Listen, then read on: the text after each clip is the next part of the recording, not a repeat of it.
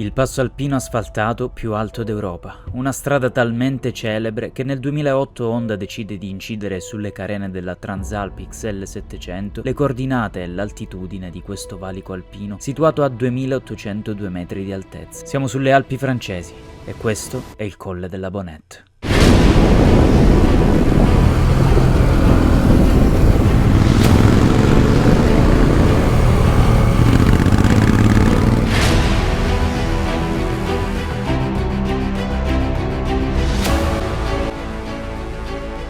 Amici di Banana Travels, buongiorno e benvenuti in questa nuova serie di video in cui parleremo delle strade più belle del mondo, vere e proprie pietre miliari che non possono mancare nel nostro bagaglio di esperienze.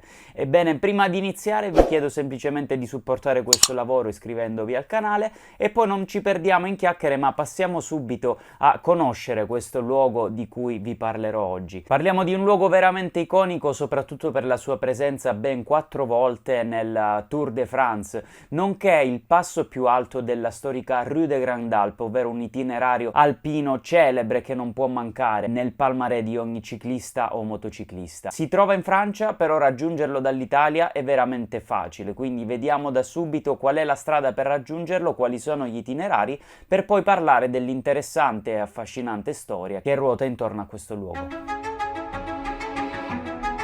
Provenendo dal Piemonte è possibile percorrere il Colle della Bonette in due direzioni, a seconda che si provenga da nord, ovvero dal Colle dell'Agnello, oppure da sud, dunque svalicando dal Col de l'Arche o Colle della Maddalena, entrambi stupendi valichi alpini situati in provincia di Cuneo. La regione delle Alpi Marittime ci regala delle meravigliose strade passando da Isola e Santo Stefano di Tinia, preparandoci a quel paesaggio alpino che una volta raggiunta alla base del colle sarà di una enorme bellezza naturale. La salita si fa davvero interessante per arrivare al Camp de Fourche, il campo dei forconi, della cui storia parleremo più avanti. Ed il vivo del passo ci porta ancora più avanti, verso il punto più alto, l'anello stradale che aggira la cima della Bonette, ovvero la strada più alta d'Europa. Per la discesa poi, per chi non vuole continuare su asfalto, un meraviglioso sterrato del tutto percorribile porta fino in giù.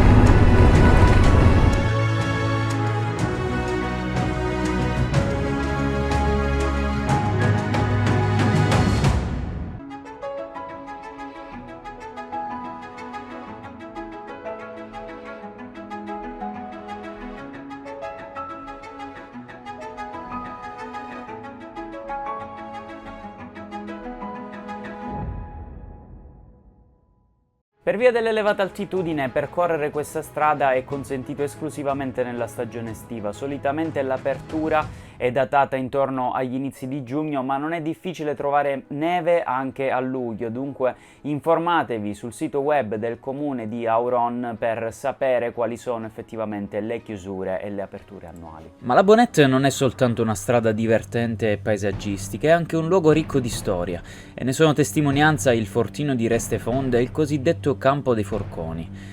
Ci troviamo infatti in uno di quei luoghi di confine che tra il 1928 ed il 1940 facevano parte della linea Maginot Alpina, ovvero il complesso di fortificazioni, caserme e postazioni difensive voluto dal ministro da cui prende il nome e realizzato ai fini di difendere i confini nazionali francesi.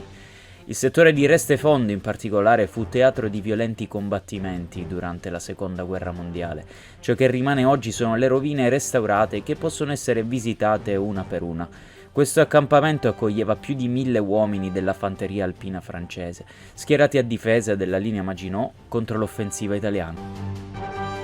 Ad oggi l'intero complesso è stato restaurato con un enorme investimento di quasi 1 milione di euro ad opera del Dipartimento delle Alpi Marittime, ed è dunque possibile addentrarsi in queste caserme per tornare indietro nel tempo e provare a immaginare quale potesse essere la vita degli uomini che vivevano estate ed inverno in luoghi così duri e con così poche comodità.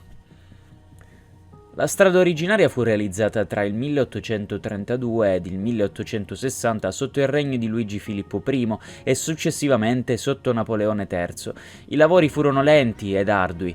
Gli sviluppi durante gli anni per renderla più sicura e praticabile furono tanti, ma sicuramente uno dei più significativi avvenne nel 1960, quando fu completato un anello stradale che permette ai veicoli di aggirare la Cime de la Bonnette, un rilievo montuoso situato vicino al passo.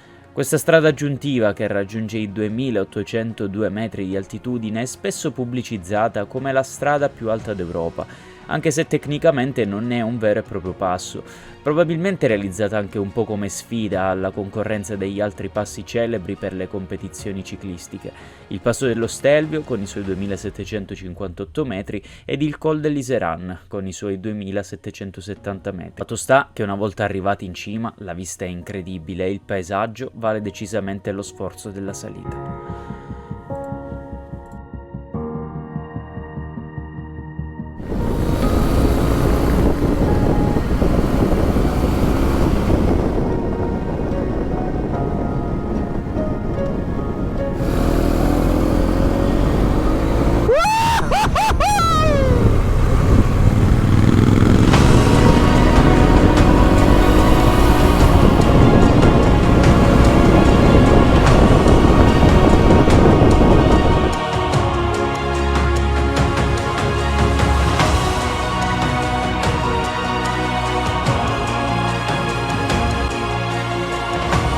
Spero quindi di avervi dato abbastanza motivi per visitare questo luogo. Vi raccomando, come sempre, di rispettare la natura, di lasciare traccia del vostro passaggio solamente con una bella foto ricordo, e vi invito nuovamente a iscrivervi al canale se vi piacciono questo tipo di video. Ci vediamo alla prossima. Da Banana Travels è tutto, ciao!